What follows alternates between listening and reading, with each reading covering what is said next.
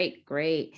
So we are so pleased to have Dr. Loneke Blackman Carr, who's a registered dietitian with us today. And she's going to talk to us about the role of nutrition, physical activity, and the role stress plays on those two aspects. So we'll start off. Dr. Carr, can you give us a little background on who you are, what you do?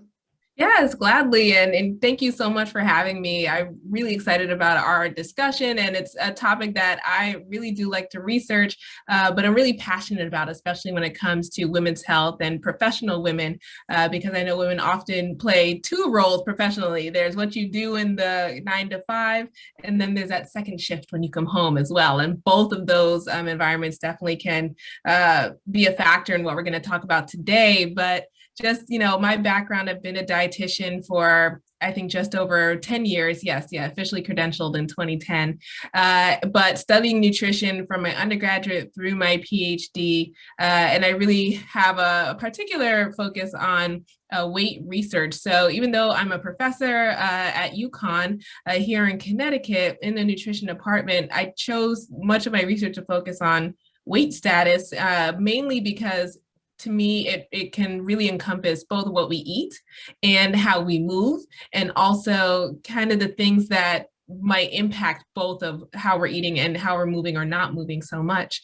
And so it's really a catch-all. So mostly my role really is to do research, and I focus on Black women because so often we are not part of the discussions when it comes to wellness and health, or when we are part of the discussion, the nuances of our life of, being Black and doing so in America or in the world can definitely levy its own tax, if you will, as many parts of our culture are beautiful. Definitely being a minority in the United States in particular can have its own stressors and contexts that we need to deal with. So much of my work and conversations focus on Black women and our wellness. Yeah, no, absolutely. And I totally agree with that. Black women being the minorities in America is difficult because we deal with a lot of different stressors when we are compared to our white counterparts, so to speak. So can you tell me the role that stress plays in terms of nutrition and physical activity? Certainly. So just anecdotally from my work as a dietitian, but also past studies, what I've observed when it comes to stress, nutrition, and physical activity is people really experience it in one of two ways. I haven't really heard, from clients that there's this gray area. So particularly when it comes to food, people say, well, when I'm really stressed, I lose my appetite completely. And I won't eat for days, and there's the other side of it where people say when I'm stressed, I reach for the most unhealthy thing. I can finish a whole pizza by myself, which, gets into other manifestations of poor eating habits or even disordered eating, which is something that we don't talk enough about in the Black community. But also, when it comes to physical activity, the same things kind of happen. Some people have developed the strategy where physical activity is taken up or engaged in more in response to being stressed, and others, when they're stressed, I have no energy. I really just want to lay down and recoup what I can. So those are the manifestations that I've really seen in talking to Black women, women of color, and how those two things play a role, even if they even have the time, in regards to physical activity, particularly to be active in the midst of all the things that can be stressors from daily life. Yeah, and that's one thing I focus in on is that, as nurses, that's where our audience is, we are stressed. Our profession is very stressful. And now we are dealing with this whole pandemic that just really amplifies that stress, right? Oh, 100%. So it's hard. It's hard to mobilize yourself and motivate yourself when you're stressed. You're not really thinking straight. And I know you have a lot of experience in behavior change. So do you have any advice for our listeners in terms of how they can change their behaviors even in the midst of a stressful situation, such as a pandemic? Yeah, definitely. Goodness, I think first and foremost is to actually focus in on the stressor. So identify what is stressing you out. I think lots of times we feel stressed if we're even, in tune with ourselves enough to understand what our physical, mental, emotional stress responses are. So you have to start by A, acknowledging the stress, and then B, well, what is actually stressing me out? thinking about COVID and the pandemic, certainly it can be the loss of family members suddenly. And now, you know, nurses being privy to seeing how we're not even able to be part of folks transition from life to, passing on. And that is a whole new stressor that, especially in the health field, folks have had to deal with in mass. And so definitely identifying the stressor itself and naming it. And I like back in the old days when Iyanla Vanzant first came on the scene, she says this thing, call a thing a thing. And I love that. And I never forgot that. But we actually do have to name those things that are negative, harmful, and even if it feels uncomfortable. And maybe that's just naming it to yourself, which is where the conversations always start. So start there. But once you get to that point of identifying your stressor, what you do then is really think about, okay, well, is this modifiable? This thing that's causing me stress, can I change it? Or is it something that I actually don't have that much control over? And that can guide where you go next. Of course, we want to put our energy and effort to what we can actually improve upon and control. So, in this case, let's take racism as a hot topic, which we're seeing more and more scholars and academics study race on a large scale. This used to be something that might be confined to those who study African American studies, but now the conversation has opened up a lot, particularly given COVID, Black Lives Matter, everything that's happened over the last 365 days. So obviously racism is systemic. And so there's only so much that you might be able to do on an individual level, but there are little things you can do to address, racism in your life. So you might start there, how you vote. I have the power to vote, so I can do that. I'm not going to stay home next time I go to the polls. And as much as that sounds like it might not be so helpful or directly connect to the physical activity and nutrition side of things, when we're focusing on the stressor that is the barrier to getting to those healthful practices, that's what we want to really do. And so that is really just kind of one example we could talk about of stress and how we reduce it. But start by naming that thing, calling it as it is, and thinking about, okay, well, how can I address this? And so you really do have to kind of set aside a little bit of time to do that, which feels like a luxury, but really it's an investment in your health. Yeah, and I think about our Black nurses out there who are on the front line dealing with COVID, dealing with racial injustice, everything that's going on in our world. It's tough. And, we talk about wellness, we promote health and wellness, but it's so hard to really hone in on that, right? When so many other things are going on. And it's not just that, it's what's going on at home too, right? Because we play a role in our families, being the Black woman, right? As we know, we play many roles, we wear many hats. So it's really hard. So I like the fact of really trying to identify what the stressor is and seeing if you can mitigate it. Is it something that I can do, or do I need help, right? Do I need to reach out for something? So I do love that. And talk to me a little bit about, because I know sometimes when we're stressed, as you kind of alluded to, we reach for unhealthy foods, right? We're not reaching for the hummus. Never the hummus. Right. So talk to us about how we can kind of combat those cravings of the unhealthy foods, because even though we are reaching for those and we're consuming those have long-term effects on our overall health. Can you talk to us a little bit about that? Sure.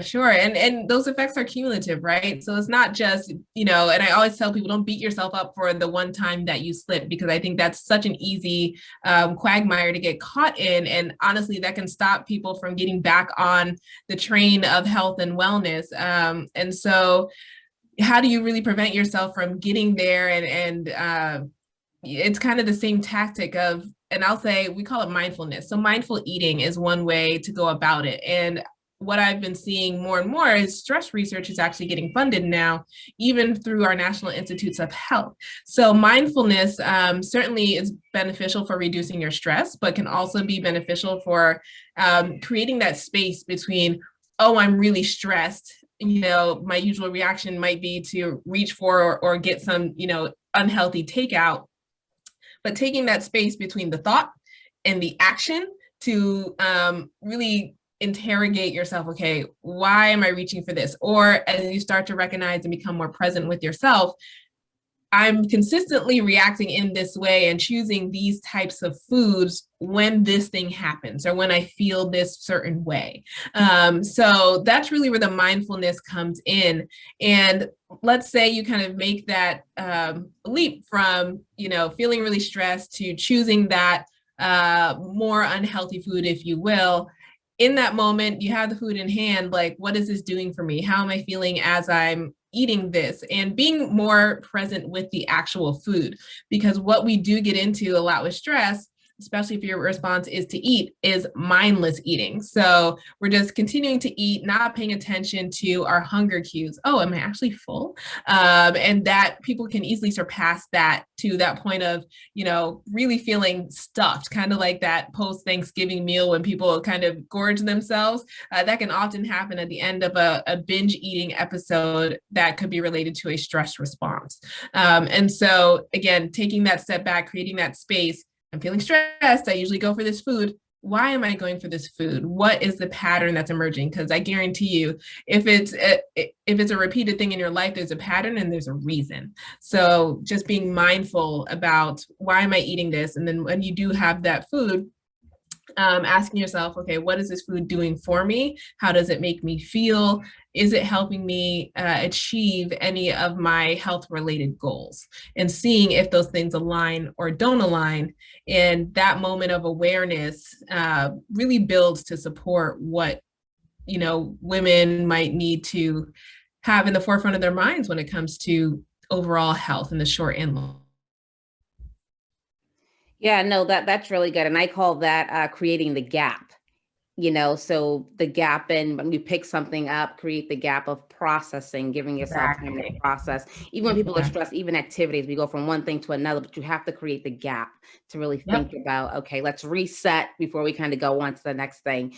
And I think you brought up something really good about mindful eating. So as nurses, as with COVID being in the midst of a pandemic, COVID-19, we wear masks, 12 hours, 8 hours on the front line. So many times we're starving, right? Wow. So can you talk to us about like how starvation and appetite and stress, because sometimes I think when you don't eat for so long and you have time to take your mask off, clean up and eat, you engorge yourself, right? Because you're Yeah. just so hungry.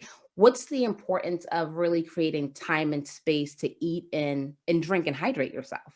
Yeah, I mean, you stated it so well right there, that scenario. And I've seen that in, of course, the nurses in COVID time right now is quite unique, but I've seen that same thing happen, for stylists that I've worked with, folks who are really in service industries, taking care of other people in myriad ways, that all of that can manifest in the same way, that by the time you actually get a chance to eat, hunger, is so high that, oh, I've got to eat now. I've got to eat quickly, especially if you're short on time, which who isn't?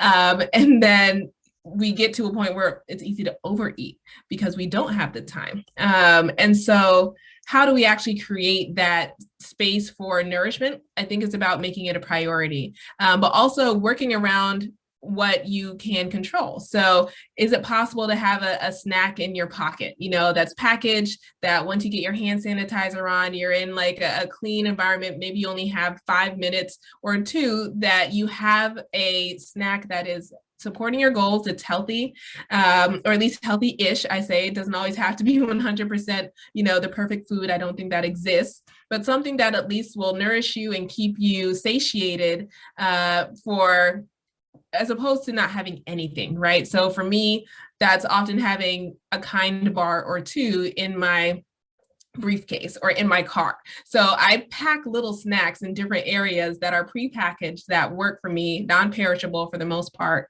that make it really easy if you're shuttling from place to place. So that's one thing you can do. And then other times, I think it is actually about setting boundaries where you can. Again, I know COVID is a unique situation, and boundaries, I'm sure for nurses, have probably gone out the window. The shifts are extra long. And so it's maybe even preparing before I go into work. I know that on the way to work, on my commute, I can eat such and such, if you're in a place where you can take your mask off. So that home prep really does matter. Now, being short on time and knowing that your shifts are longer, I'm sure at home, cooking might have changed and preparation surely might have changed. So how can you engage the other members of your household to support you in that?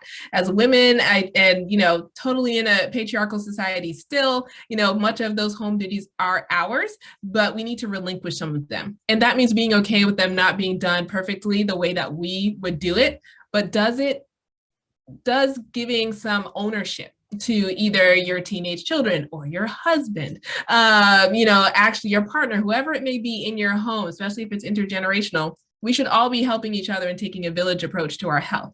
So who in the home can you delegate something small to? Your children can certainly help with putting together snacks, not just for them, but also for yourself. So that can become, an activity that gets incorporated into your typical household regimen and can support you on your way to work. And then, okay, well, what do I have in my car or my bag that, as I'm ending a shift, maybe before I get home and am able to have that full meal, making sure that's with you. So again, by the time you do get to that full meal, your hunger, you've at least started to address your hunger, and it's not so out of control that, we're gorging at the end of the day and really getting to a point of feeling uncomfortable. Or at that point where our hunger is so out of control, we're choosing an unhealthy food that if we were to continue to consume it long term, really would not end in our best health. So those are just a couple of things that we can do to really work around what we can't control. Yeah, no, absolutely. And thank you for that. And I know you mentioned Kind Bar. What are some other quick go-to things? I know people say high protein, but what are some foods that we can package up for ourselves? So for those long shifts, you can focus on, our macronutrients, basically fat, carbohydrates, protein.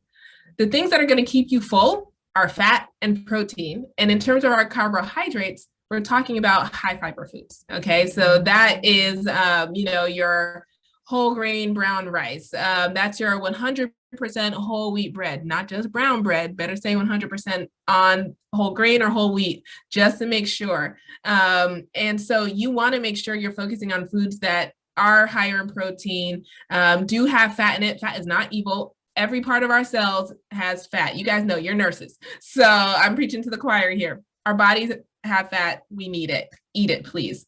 And so, as our seasons are changing, becoming spring into summer, avocados are going to come into play. Yes, have a portion of avocado if you can. I know that's more fresh, but put it in a smoothie. It's kind of a flavorless thing that you can get away with. It'll make your smoothies nice and creamy, but we'll also add fat to it. And fat also actually does help us absorb some of our essential vitamins, A, D, E, and K. Those are fat soluble vitamins. So we should have some fat in our food so we can have a maximal absorption of some of our key nutrients.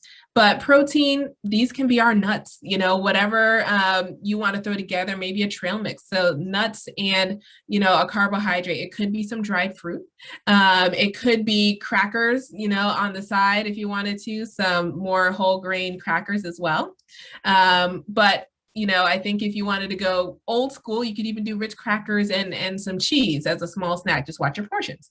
That's one of my favorite snacks for sure. But pairing your apple slices with peanut butter or another nut butter is another easy thing you can pack up. Again, the kids can help you with that. And those are my go-tos. So I think start there, but you'll soon discover, and of course, just taking time to think about this, what are my favorite foods and snacks? And do they have, focus on protein? Do they have some fat, or are they high fiber? And you mentioned hummus earlier, Wendy. And so, yes, I love to pair hummus with non-starchy vegetables. So like bell peppers, I cut them into strips, or even cucumbers, even though that's mostly water, it does add a fresh element and adds more bulk and water, of course, which is always a plus, to my diet along with those bell peppers. And so you can mix and mash up things and have a lot of fun with, I think, the hummus and the dipping, because there's so many different flavors out there. So experiment and see what really works for you.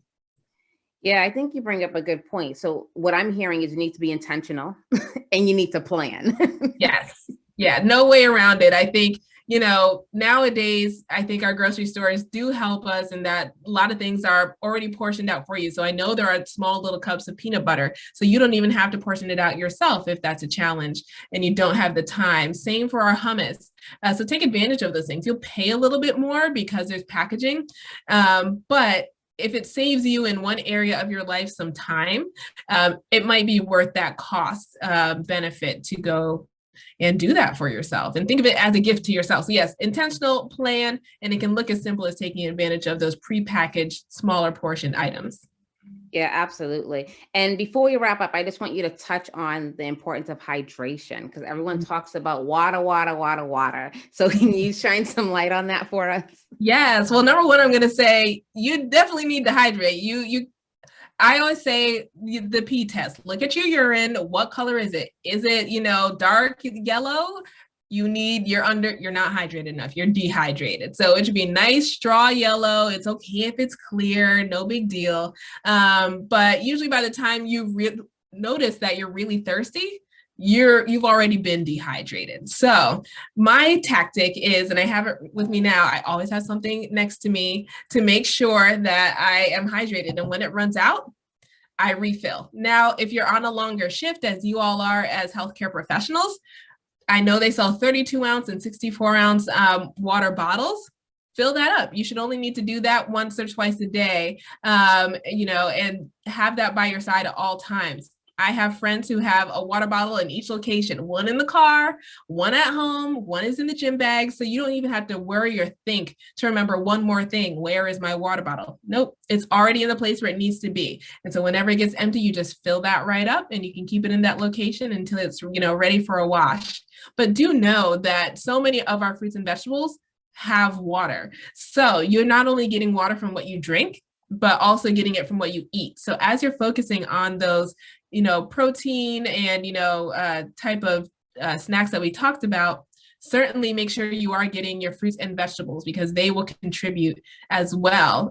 Your teas do count. Stick to decaffeinated as much as you can. Same for your coffees. So they're liquids, they're positive, but do have decaf versions when you can and treat the caffeinated versions as a treat. And just make sure you're really on top of that. So like I said, make sure you have a tool, and the tool here is your water bottle. And I know for folks who water is not a favorite flavor for everybody. I just happen to be one of those weird folks who loves plain water. Jazz it up with some mint leaves, some cucumber slices, lemon water, orange slices in there. You can really have fun with herbs, but also with some of those citrus things. And I know folks who do put like fruits and berries in there as well, just to give it a little essence of something else. But then, you also have a little snack at the bottom when you get to it. So it's fun, it's beautiful to look at, and it tastes just a little bit better than plain water if you find that you need something more interesting for your palate. Awesome. Well, these have been really great tips. But before we get out of here, we do a rapid fire with our guests. Are you okay with us doing that? I am. Let's do it. All right. So the first thing that comes to your mind, just share it with us. Okay. Wellness means? Wealth. I know I'm stressed when? I don't sleep. My go-to stress management solution is? Exercise. Love it. The last time I had a belly laugh was? Last week with my best friend when she called me, and we've known each other for 20 plus years. So my last conversation with her. That is awesome. Such a great stress reliever. One thing I learned about myself during the COVID-19 pandemic is?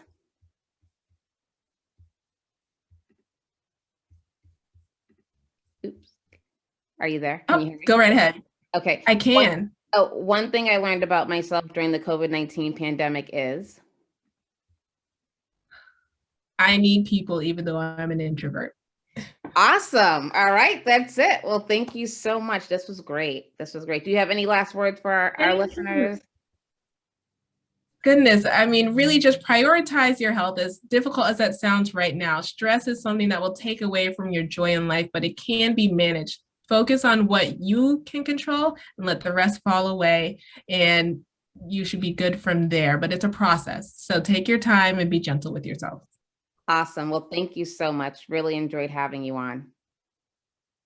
Thank you for having me.